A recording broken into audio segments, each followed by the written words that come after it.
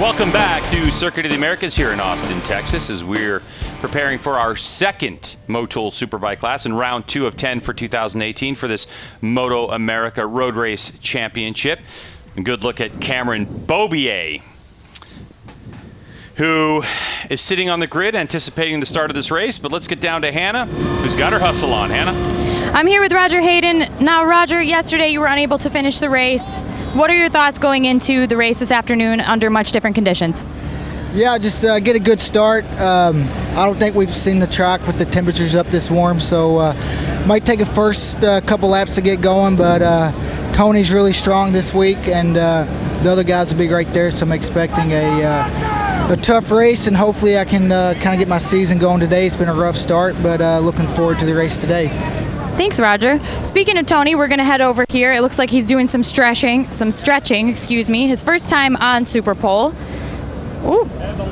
Let's see if we can get a word with Tony. It looks like he's having a conversation just about what's going on. Tony, it's really unusual for us not to see you on the podium. What are your thoughts about yesterday's race, and how are you feeling now going into a dry track? Yeah, when you sometimes ask us how will be today and it's a wet race, you never know. Last week we won.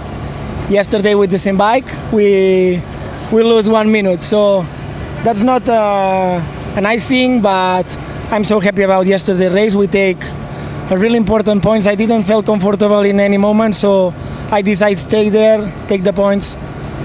These points are so important for the championship, so today we have another one, good condition. Let's see what's happened. I will try to make a good race. Thanks, Tony. Best of luck. Greg, Jason, how do you think he's going to end up today?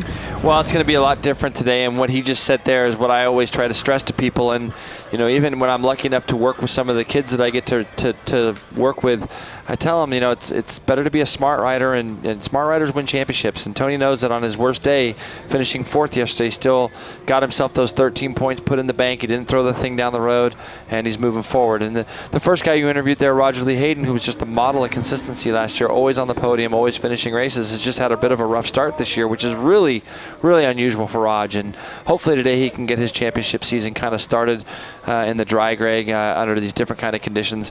I think that we're going to have a Cameron Beaubier is the same. He's going to be up for a good fight today with Tony. You're going to see probably 3 or 4 guys. And, we got to see, did Josh Herron find anything with the attack Yamaha this morning in the session? Yeah, it's tough this morning. It was cold, it was chilly, and after not being able to collect any data on this motorcycle from attack yesterday, performance Herron compound from yesterday. I mean, they collected data, but nothing that was going to help them in the dry. I talked to Richard Stamboli, the owner of his team, and so it's going to be very difficult. Cam Beaubier, felt like he had a good race as well, and he needs to get back into this championship. Tony said that yesterday was important because he collected good points. 4th place points is 13. In this championship, it's early on. It's actually Tony Elias who sits atop 63 points. Matthew Skoltz only 2 points adrift. Cameron Beaubier is already 20 points behind.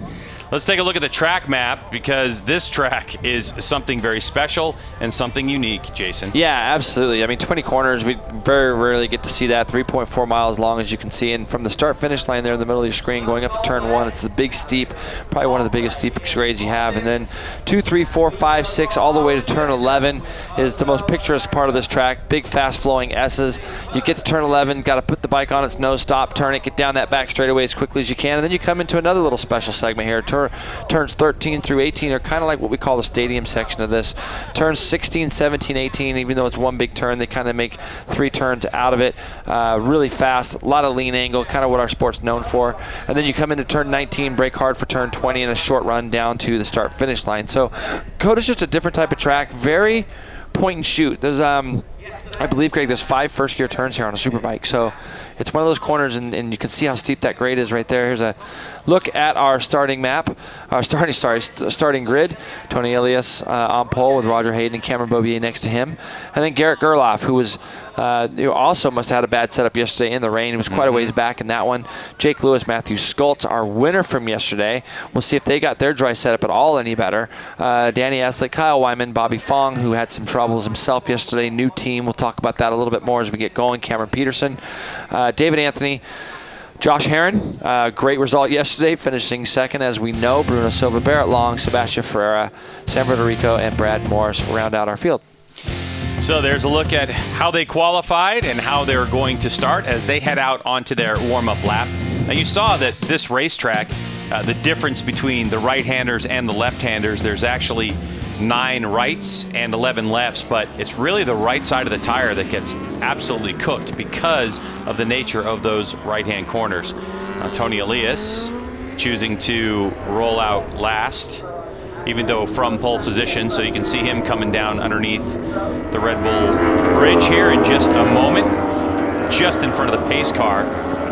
So Tony trying to get the most amount of heat into his tires. And I think Roger touched on it too, Jason, that the last time that the Motul class was on track was 8 o'clock this morning. Yep. And it was blustery, yeah, as it were. It was chilly. Yep. It was windy. Now here we are late in the day, 3:43 local time, and it's a lot warmer. The track has had time to bake. We've had Moto3, Moto2, and MotoGP full-length race distances all laying rubber down on the racetrack, and so it's going to be a little bit different, especially for the length of this race, to see if these tires are going to be able to do the distance. Let's go down to Hannah, who has our cycle gear last-minute report. Hannah?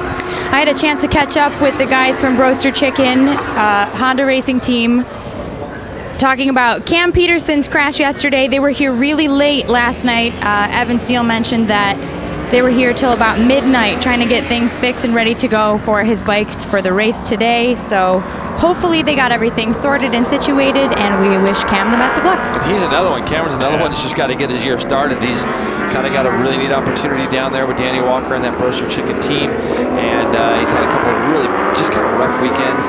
Kind of uncharacteristic to see him tipping over as much. And, I know he had a bad one in Atlanta. It was just good to see him here. So for him to tip over yesterday was a shame. Yeah. Hopefully with this dry conditions, he can just get a good solid amount of laps under his belt for this race. And I talked to Cam Peterson this morning on the Genuine Roaster Chicken Honda squad, and he said his number one goal today is finish the race. He's got to finish the race. Get some data, just get those laps underneath your belt. And show the team he can finish a race. That's because right. So far in the last 2 races, he's been on the ground. Yep, and it's...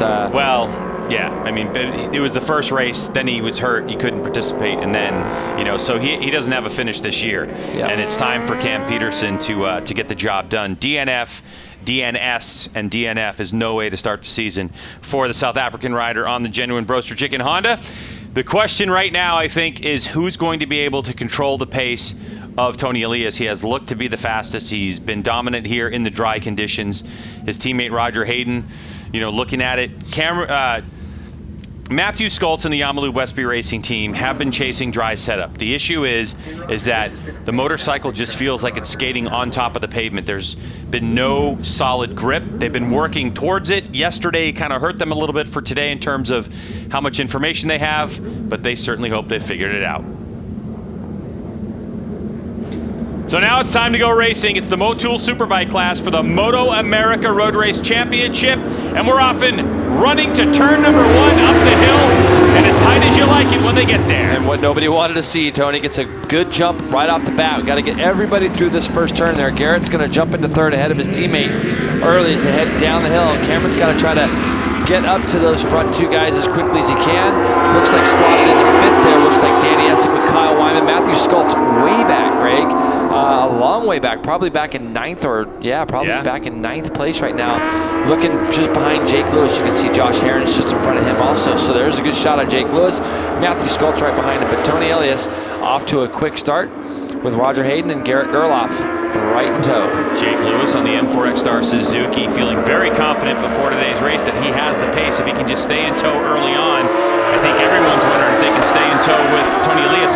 So far for our race winner from yesterday, Matthew Skoltz on that Westby Yamalu machine, good starts have not been in the conversation. He has just had horrendous starts so far this season.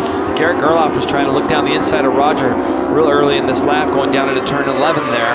Now we're going to see if the Yamahas have any legs on it. Probably hurt his drive just a little bit coming out of that real tight left-hand corner, but he's able to hold his position. Teammates trying to come up alongside of him right now, Greg, but not quite close enough, and Josh Herron has managed to work his way past Danny Eslick up into that 5th spot. So now we've got 2 Suzukis with 3 Yamahas in tow right behind them. On board with 4th place, Cameron Beaubier looking at his teammate.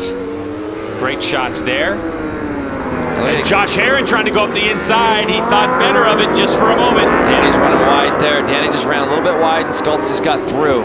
So Schultz has got through, and then Danny on the BMW, then you can see Kyle Wyman there. So got a whole host of R1s following a couple Suzukis with a BMW thrown in the mix there.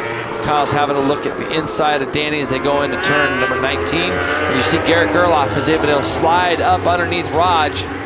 So he's going to come across the line first lap in 2nd place. Going to get to the conclusion of the first lap on this one. And Tony Elias hard on the gas. You can see that even bumps on the straightaway are affecting the chassis of that GSXR 1000. Yep, and Raj is having to look back up underneath Garrett, but he's not quite close enough to do it. And right now, these guys got to be a little bit careful because Tony's already starting to disappear a little bit out at the front.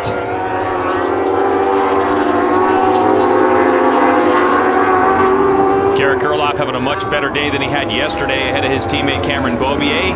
Beaubier also in a situation where he doesn't want to start throwing the motorcycle down the road. Hasn't had the best start to his season either. Yeah. That's exactly right, Greg. I think that confidence is probably down a little bit. Raj is probably down a little bit. You heard Raj say he was going to be a little bit careful to start. Matthew Schultz is now caught up to the back end of Josh Herron.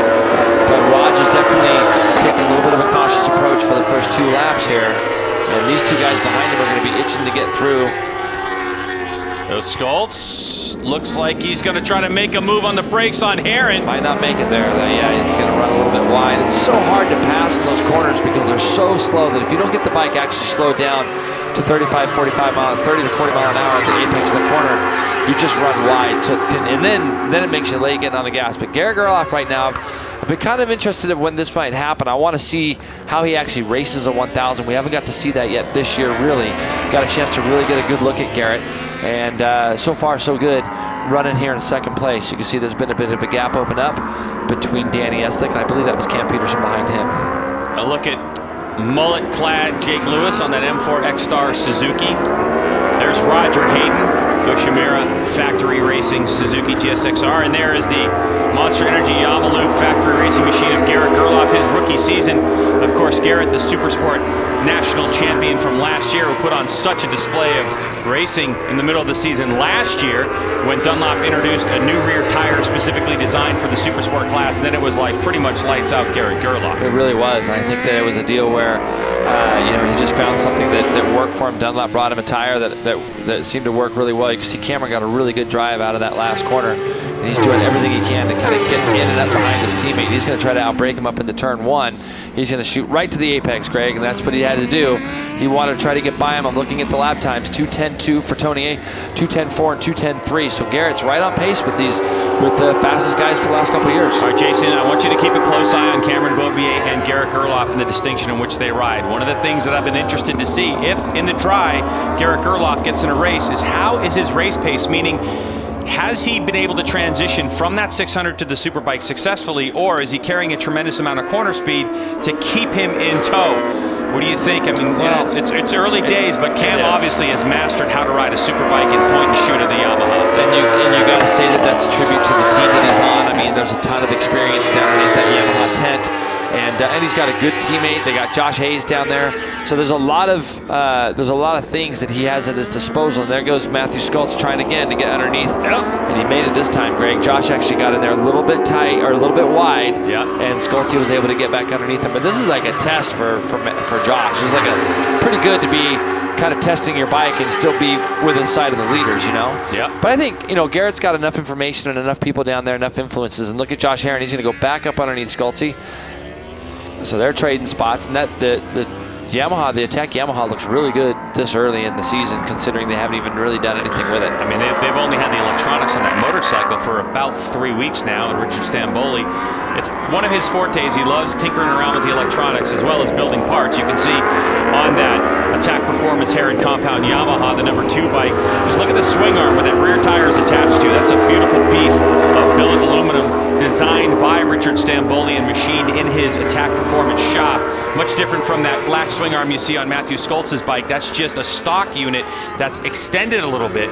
So you know, different methods of going about getting speed, but right now these two riders going this just about the same lap time as Tony Elias. Check it out. Here's another replay, or another look at the start, I should say. And Tony Elias, bottom part of your screen. And he knew it, too. He looked over for a second, and he got, I got this one. Yeah, he wanted to kind of have a little peek to see if anybody got off the line with him. And it's kind of the advantage that you have starting from that pole position, kind of just in front of everybody else. There's a good look at Cam Peterson in the middle of your screen there on the Honda leathers. But you can see the start that he got was just amazing. And at this point here, he knows he's got 2 or 3 bike links on the field as they head up into this very, very tricky turn 1. And, you know, we don't get to start from the middle of the you know, we never get to start from the middle of the straightaway to really get a chance to look at turn 1. So, you know, the years of experience you have racing here, if you've been here once or twice or 3 times, you definitely have a little bit of an advantage over guys that had never been here. But you can see he went 2:09 that last lap, Greg, 2:09.9 to be almost half a second quicker than Cameron Beaubier. But this is what Cameron does kind of well, I think. Cameron and Tony are a little bit the same. Even talking with Josh Hayes the other day, they're a little bit the same. They have this potential of being able to kind of take a break in the middle of the race and then really start to pound out fast laps even towards the end. So Garrett Gerloff doing a good job right now, getting a chance to watch his teammate a little bit. 2:11.2 for him on the last lap. Just wonder what's going on with Roger Hayden right now, Jason. You know, Roger Hayden has shown flashes of brilliance. He's won 5 Superbike races in his career, 3 last season. And we thought, you know, coming off of some race wins towards the end of the season last year that we would just see Roger Hayden come out and start to race his teammate. But so far for Roger, it has just not gone his way in 2018. Can you remember the last time that Raj did essentially 3 races and crashed in the first 3? Anyway, I can't. Even when he was younger, like when he was a kid, like way back in the day, I remember him being a little bit loose. But see, these crashes that he's had have been really, really strange. Like the one at Atlanta when he fell while he was leading was very strange to me. It didn't even look real like the one Cameron had yesterday. And almost thinking about it, I noticed in that turn where Cameron fell yesterday, there's a ton of tear-offs. Ton of tear-offs. And I'm not one to sit there and make excuses for riders or anything like that, but it almost looked to me like maybe there was a tear-off on the ground in the rain that kind of hurt his grip. Because I did notice down there today a ton of tear-offs in that little area. Guys come off that back straightaway and they get rid of their tear-offs, you know? So Tony Elias, 2:09.9 that lap, fast lap of the race, 2:10.1, Cameron's fastest lap. So when he pulled away by 2/10, we just got a report that Bobby Fong has, in fact, pitted, Craig. Yeah, he entered the pit, so unfortunately for the number 50 rider and his fans on the Quicksilver Lexan Moto Hudson Motorcycles Yamaha R1, they just haven't been able to find a rhythm. It is a compressed schedule for MotoAmerica, as already starting a little bit of rear end steering going on with Tony Elias and his GSX-R 1000. So Tony Elias leading the way. Unfortunately, Bobby Fong in the pits. Not sure if he's going to be out. If they can get something fixed, it's worth going out, especially at this length of this racetrack and getting some more data. But definitely not in contention for a podium. Yeah, you know, when you sit there and you look at Tony up in the front, he's kind of like what Marquez has been, Dakota. He won Marc Marquez has done tremendously well here, and up until yesterday, Tony was undefeated, and it took a wet race and a guy that wasn't as comfortable with his motorcycle and conditions yesterday to battle for the lead, but he got those points like he talked about. But you can see when it gets dry here, Tony's pretty hard to beat at this place. Roger Hayden, number 95 in 4th place. Matthew Skoltz on the 11, trying to get in deep on the brakes on Josh Herron, who's in 5th spot. And this is a battle that we really could see all season long between these two, is that both, you know, the Yamalu Westby Racing team just hasn't found the perfect magic bullet for this weekend to run in the dry, and Josh Herron's on a brand new motorcycle. And when I say brand new, I mean it's literally like 8 or 9 weeks old, and they only got the electronics like 3 weeks ago. So you're talking about the possibility of development in the mid part of the season. Both these teams could be running right up with the factory riders leading the way. No question. Josh Herron, with the crew that he's got behind him, Matthew Skoltz, obviously with the team that we know he has behind him, have the potential of winning races. And in fact, the first 6 guys that we have in our field right now, it would be great to see them all bunched up a little bit closer together. We got a good battle here for 4th between these 3. But eventually, you know, I know Raj, he'll get his confidence back. And the 2 guys behind, Josh Herron's in here pretty deep right now. Let's see if he's able to get it turned. He is. These 3 guys here are all potential race winners, and we know Matthew's already done it. All right, so here's the interesting thing, Jason. You know, I hate to go back to yesterday, but Matthew Schultz was our race winner, and one thing was the rain fell so fast yesterday that the Yamalube Westby Racing team didn't have time to start basically throwing the entire full wet setup into Matthew Schultz. As now Josh Herron is going to attack Roger Hayden. So just like that, Herron's able to close the gap as Roger looks like, I don't know, he might have... Looks like he had a problem almost. Yeah, some type of an issue. So that'll relegate Josh Herron up into 4th spot. So it's Elias, Bobier, Gerloff, Herron. And now we'll see if Matthew Schultz is going to attack the factory rider, Roger Hayden. Well, he might be feeling like Raj can tow him down the straightaway a little bit. Oh, Matthew gets out of the seat there pretty hard. He was trying to get on the gas, Greg, because he heard me talking about trying to get in Raj's draft, because this is what I was kind of thinking he might be able to do. I knew Raj would have the speed on Josh to go back by. Let's see if Josh turns back up underneath him. No, not quite. There goes Roger. But Matthew was trying to get on the gas. Roger's trying to get it. Yeah, he's trying to get it stopped. He just can't get it slowed down. He's struggling with something again, is Raj. It just, when Herron went by him, it looked like he kind of sat up for a minute. So we'll have to keep an eye on Raj to see what's going on. So Roger Hayden looking like it could be another disastrous day of racing. Man, it's so frustrating to see him struggling as this much, because normally he's like clockwork scoring points, getting in this top 3, and here you go. You can see both of them. Let's see. They both kind of reach for the brakes right around the same time. Look how quick they're getting their downshifts done, Greg. The second that throttle's closing, if you pay attention, these guys got auto blip, and they're getting those downshifts done as quickly as they can. Nothing has changed there. Even when you had the ability to use your clutch before auto blip came along, you're always preaching to these guys, let's get our downshifts done as early as we can. We want to get in that gear as early as we can for this corner, and they're still doing it even with the auto blips. That was a great slow-mo capture that we got from our cameraman out there to be able to really dissect what we saw there with these two riders. 2:09.939, the fastest lap of the race on lap 4. Last time by, Tony Elias just did a 2:10.0. The only rider that last lap that was in the 2:10 range. And he pulled away a full second, so it kind of shows you that he's just got the pace. He's just controlling it right now. These two guys, both Herron and Schultz, looking at their times. Of course, they went by Raj that last lap. Raj went 2:14, so obviously something strange there. Herron 2:12.3 and Matthew 2:12.3. Will these two guys be able to now put their heads down and try to close that gap up to Garrett Gerloff? That's the question. Right now, they're 2.9 back when they came across this last time. It's early in the season. It's only, race number 4 of 20 on the schedule. But also, you got to think Matthew Schultz only 2 points behind Tony Elias. He's definitely going to attack Josh Herron at some point, whether that's going to be for 4th or 3rd or 2nd. Schultz is going to play it right. We've seen a lot of maturity from the young rider from South Africa, Matthew Schultz. And what we saw yesterday, bad start, methodically worked his way to the front of the field. Yeah, we're looking here. Go ahead, Greg. Yeah, sorry, we heard Kyle Wyman in the pits.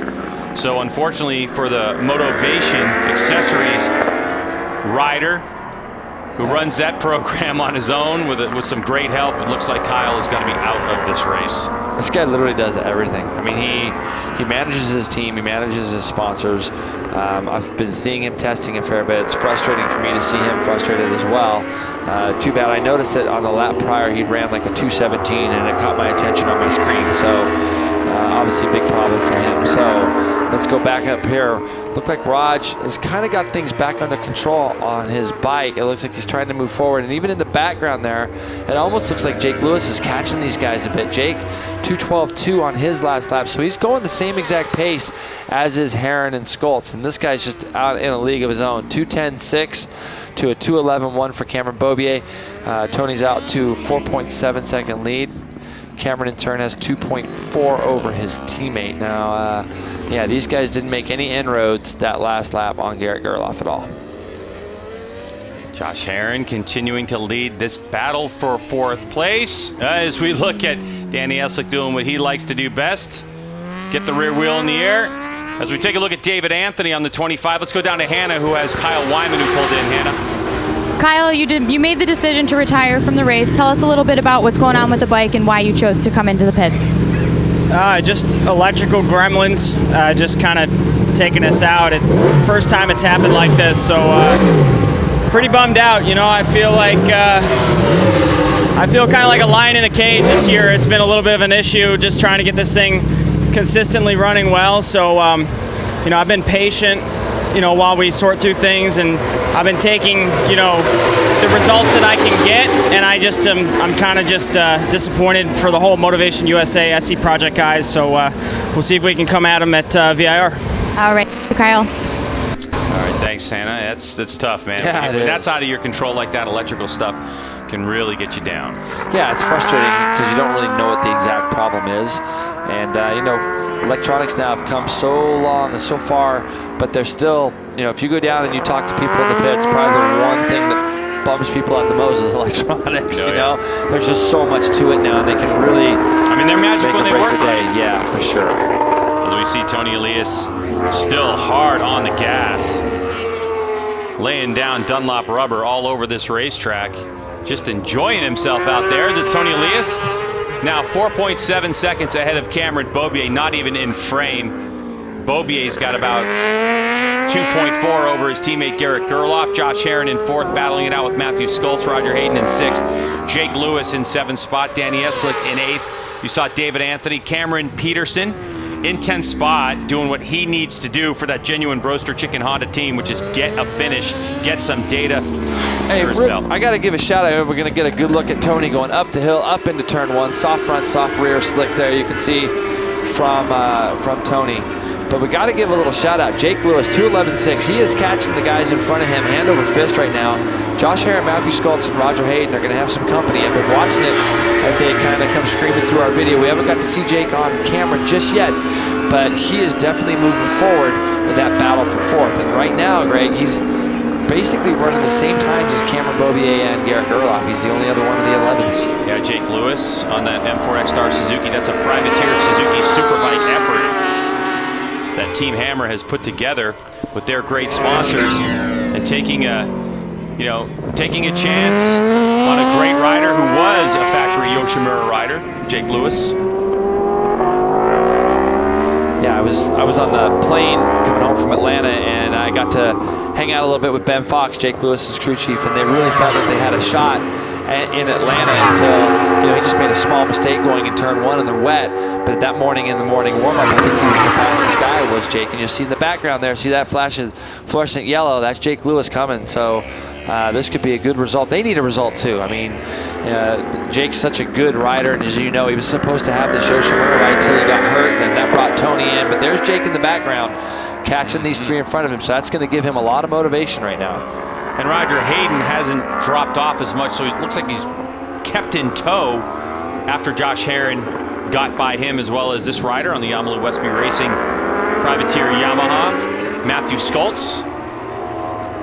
So, Jason, there are 4 active race winners in this class right now. Cameron Beaubier has 21 total for his career. Tony Elias 18, working on 19. Roger Hayden has 5, and this rider right here has 2 total Superbike wins. And those wins have come in the last 3 rounds, the last one of the year, and then yesterday. Yep, that's exactly right. So it's nice to have some guys that have won races, and obviously we know Josh Herron has won in years past, not in MotoAmerica, but obviously AMA Superbike champion as well. So we've got a lot of talent. So Cameron Beaubier keeping it on 2 wheels so far today. I don't want to give him the curve or anything, but he did crash yesterday, very unusual, as Cameron admitted that he started to think about Matthew Skoltz behind him, got a little too aggressive on the gas, spun it out, was able to pick it up though and capture 16 points. That's 3rd place. So Beaubier doing it in the dry right now. I love watching Cameron ride. When he's on, it's fun to watch him, just how he goes side to side on the bike all through these little S's. It's a lot of fun for me to be able to come to these events and be able to go out and just sit on the fences sometimes and just watch what these guys do. And Cameron just makes everything look so simple, so easy. Even talking to Josh about it yesterday, Josh said that he tried to implement some of the things that Cameron does in his riding as he got older, and as Cameron came in, he saw some things that Cameron did a little different. He said, I really wanted to try to implement them, but it was just very hard for him to implement all those things, So I guess it's an old dog, new tricks thing sometimes. I don't know. Yeah. But I know Josh has a lot of respect for him as well. Tony Elias, Yoshimura Suzuki, factory rider. Now, Hannah talked to Tony at the beginning of the broadcast and said something about, it's been a while since we've seen you off the podium.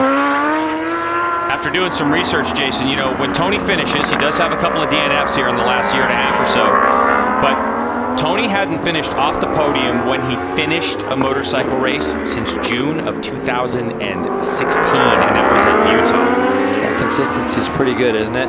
I think, yeah, I mean, the consistency of that is incredible. The fact that the guy finishes first or second every time out is obviously pretty astounding. But again, he's got a great team. He's got tons of experience. You'd expect that out of somebody like Tony with the level of rider that he has. And you can see Jake's just back there pushing so hard to get up with these guys. Probably wishes he could buy an extra couple of laps. But I'll be honest, he'll be there before the end. He's going to be there. It's just going to be a matter of it's the old you caught him, but are you going to be able to pass him scenario, right? Yeah, that's exactly right. So Jake Lewis, that fourth rider just in the back of your screen. As you look at Josh Herron, number 2. Herron with a 212.4. Skoltz right behind him on the number 11.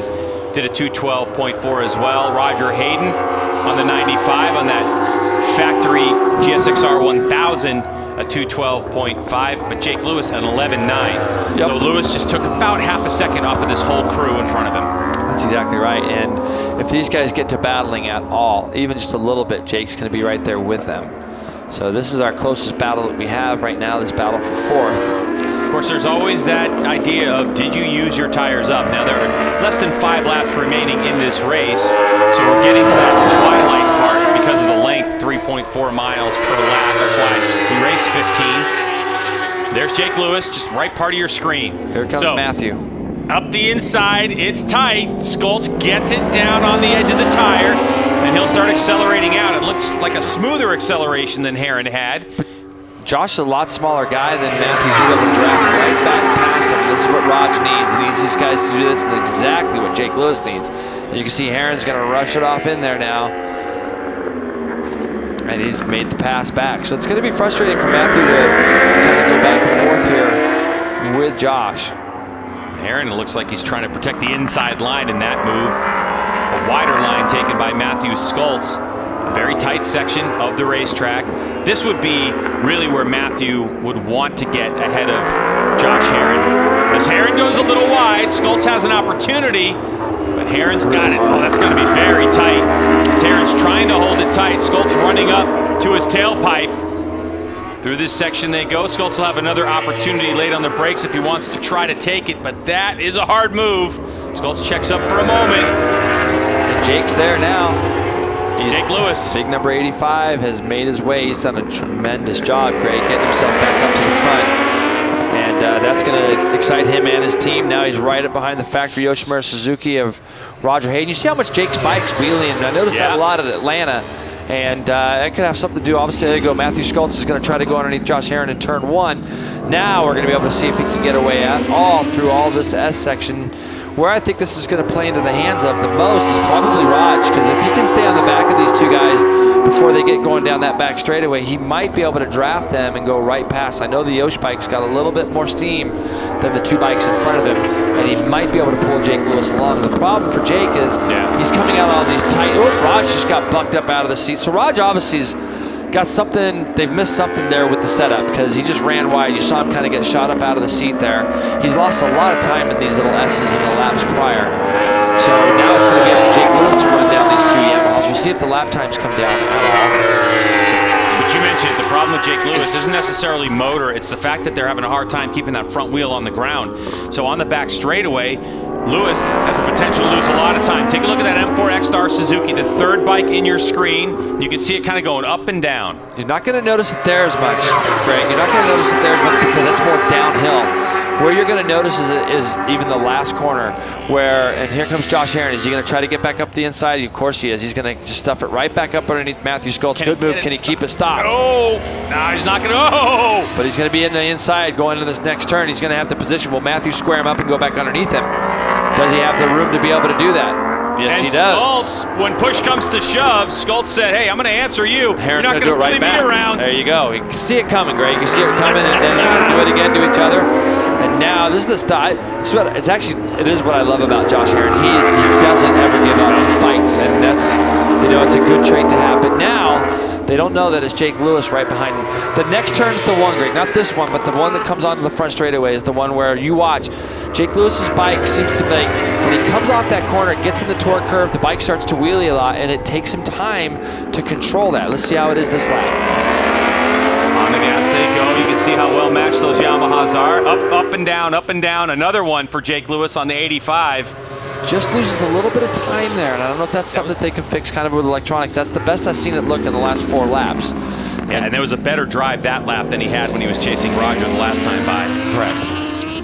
So 3 to go. Tony Elias now 7.9 seconds ahead of Cameron Beaubier, Garrett Gerloff. We're watching the battle for 4th spot between Matthew Schultz on the 11, Josh Herron number 2, and now Jake Lewis on that M4X Star Suzuki has joined this battle, and he is looking very fast and very smooth. Basic electronics basically on that package. So basic kit electronics on the Suzuki, where I know for sure that there is more advanced electronics on the privateer Yamaha, the Attack Performance Heron compound machine has a full Morelli system. Little wheel in the air for Matthew Schultz as he's enjoying his race today.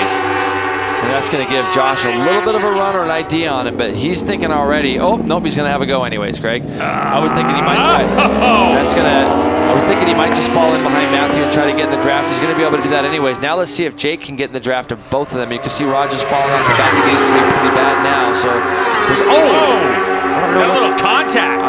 Did he actually run into the back? I don't know. I mean, what would cause him to have his... That was pretty wild. It was like he... yeah, it looked like he just tapped the back of his bike a little bit. Wow. So that was kind of crazy. All the while, Jake Lewis has got to figure out a way around these 2 maniacs. How's he going to do it? And Jake Lewis, a very tall rider, and Herron, a little up and out of the saddle. But, you know, Jake Lewis is he's skinny, just like Matthew Schultz, who's also a very tall rider. Here's a replay of Jake. So he's in the draft, and he's going to try to get himself back over to the left, but he doesn't quite give himself enough room. And you can see, you know what, Greg? Yep. He's not even near him. He's just in a bit of a tank slapper there, it looks like. So, yeah, really interesting to see that.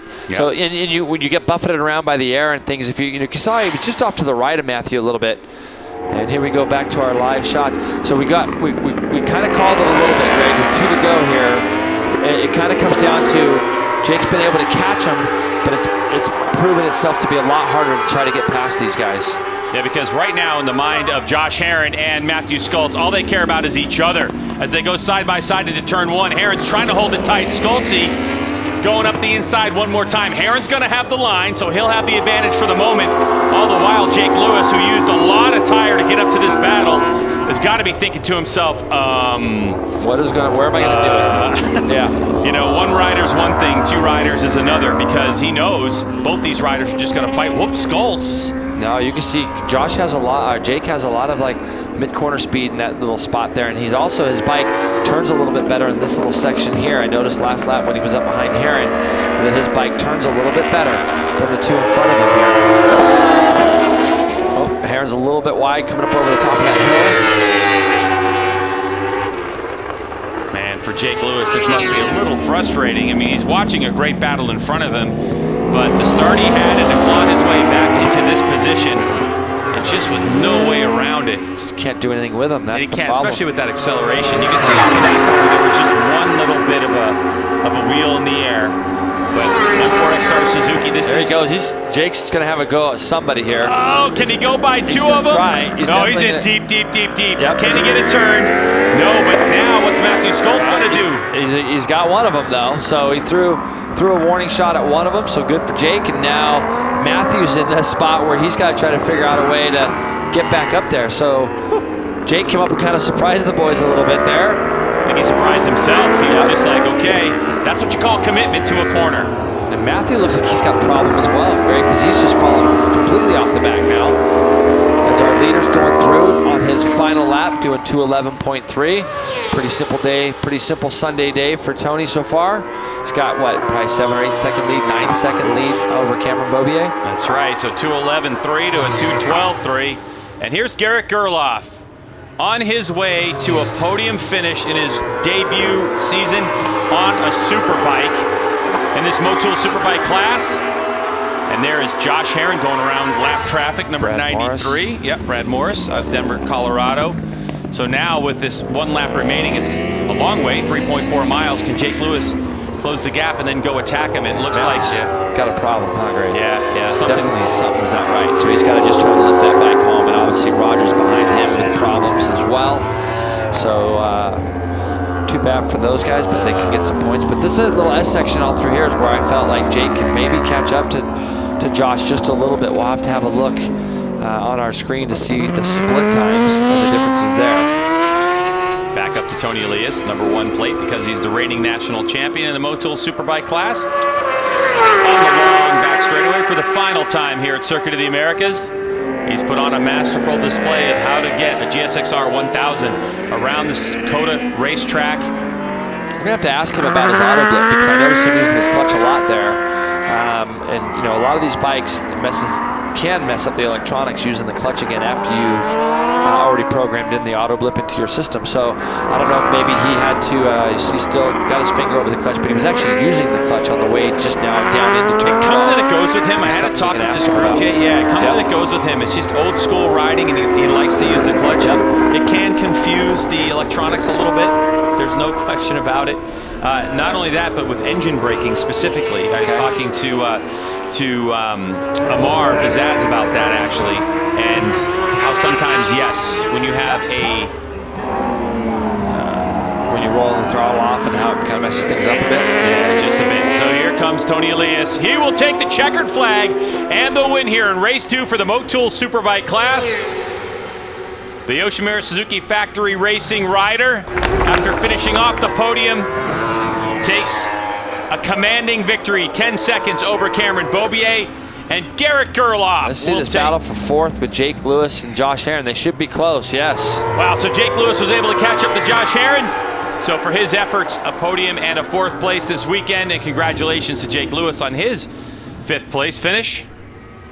So Skultz, he knew he had it. He's not Stoke level low. Stoke level low. Hashtag Rogers kind of limping across the line. You can see him in the background there, just kind of rolling across. At least for Matthew Skultz, we'll have to see what that issue is ultimately, but at least he was able to make it to the line. But he's going to give away a heap of points in the championship to this rider, Tony Elias, who will score 25 points. Skultz, in his 6th place finish, will only score 10. So with that 15-point difference, it'll be 17 from Tony back to Skultz. Cameron Beaubier will collect 20 for his effort. That'll take him to 63 total. He will lose, though, another 5 points, so he'll still be 25 points. That's one entire race back from Tony Elias in this championship fight. So congratulations across the board at the Championship of Texas here at Circuit of the Americas in Austin, Texas, as the final race of this MotoGP and MotoAmerica race weekend comes to a close. The checkered flag flies. Riders still out on course as Tony treats us to a wheelie. Tony Elias, Cameron Beaubier, Garrett Gerloff, Josh Herron, Jake Lewis, Matthew Skultz, Roger Hayden in 7th spot. Danny Eslick will hold on to 8th place for that Hayes Brakes Scheibe Racing machine. David Anthony, after a very rough weekend on his Fly Street Racing motorcycle, will take it 9th place. Camp Peterson, a solid 10th finish for him. Sebastiano Ferreira in 11th place. And we expect Barrett Long and Sam Verderico and Bruno Silva to come in 12th, 13th, and 14th as they're coming across the line now as we can hear it. And Brad Morris will finish a lap down in 15th and score a single championship point. Turned out to be an absolutely stunning, beautiful day in Austin, Texas. A great day for racing. We've been here since, It's been a while. 10:30 this morning? Yeah. Confirmation of race 2 results for the Motul Superbike class as race 4 of 20 is in the books.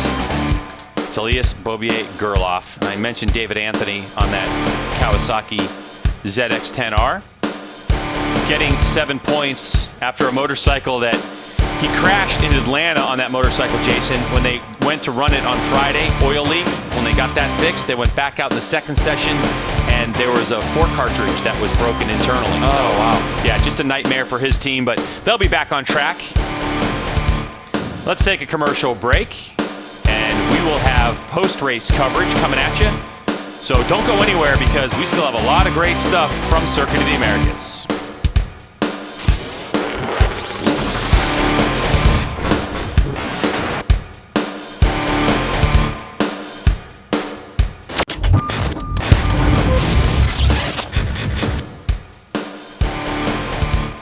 A dominating performance by Tony Elias on the Yoshimura Factory Suzuki as the riders have made their way to Parc Ferme after a great celebration lap. So let's go down to Hannah, who has our race winner, Tony Elias. Tony is very happy to be back on the podium, but you just mentioned kind of a boring race because you were all by yourself. Do you like the drama, or would you rather race alone and win? Well, I know for the show the people won battles, but if you see all the tracks in MotoAmerica Championship, this one is the best for me. I knew that, and after the race, yesterday's race, I didn't want to mistake and just did the job. We are happy. We did a great job. The bike was perfect, and thanks all my team. They are working hard. I want to mention this race is for Rich Don because he's at home. We want him here as soon as possible, and yeah, you are part of the team. Thanks to my family, all the sponsors, everybody. This is good. Championship standings are good, but it's so long. Today it's been a little bit easy, but of course the next races will be really tough, and we will have to fight really hard. Congratulations. Thank you so much, Tony.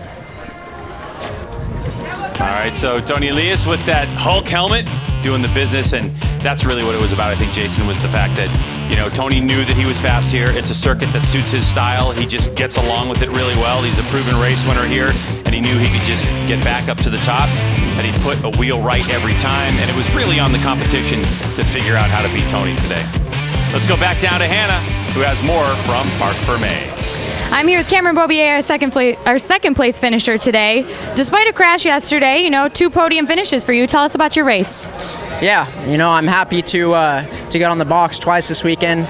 We struggled here a little bit in the past, but yeah, like I said, happy to get out of here with 2 podium finishes, especially after yesterday's little tip over. Today, you know, I was pretty optimistic going into the race. I had a feeling I could run with Tony, but yeah, off the start I got a rough start and struggled a little bit to get around Garrett and Roger riding really good, and put my head down, and yeah, I just felt like I kind of used up my resources early. I was spinning all race, and you know, struggled with rear grip quite a bit throughout the whole race, but you know, hats off to my team, Monster Energy Graves Yamaha, for you know, working so hard, and I'm excited to go to VIR here in a couple weeks, and congrats to my teammate on his podium. He's riding really good, so yeah, go get him in VIR and see what happens. Thanks, Cam.